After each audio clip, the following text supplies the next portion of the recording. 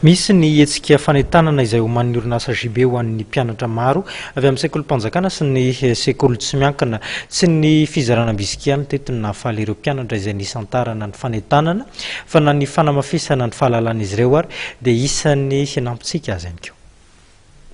Ankizy mpianatra mahatratra rivony maro manerana nosy avy amin'ny sekolim-panjakana sy sekoly tsy miankina no eritreretin'ilay himarika Jb ho voakasika ilay hetsika fanentanana sady fanabeazana natsoina hoe bisky mizara fity.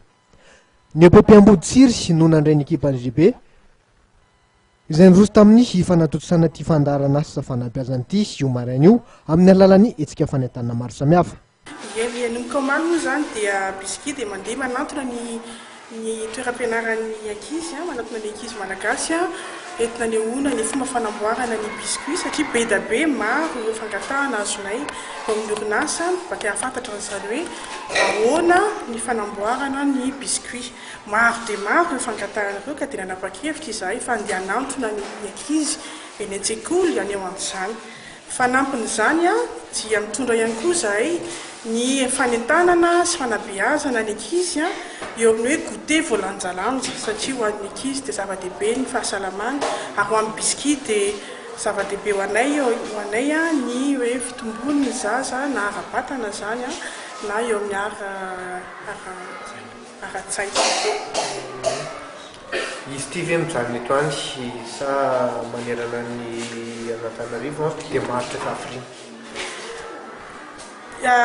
Amin'ity taona ity dia eto Antananarivo aloha nanaovanay azy efa nanomboka omaly io hetsika io nataonay teny amin'ny Jb Epp Amboditsiry tamin'izay dia nisy ankizy eo amin'ny 10 taona no nanaovana fanentanana ary mbola mitohy manerana ny sekoly maro Jb maro sy ny sekoly tsy miankina eto an-drenivohitra.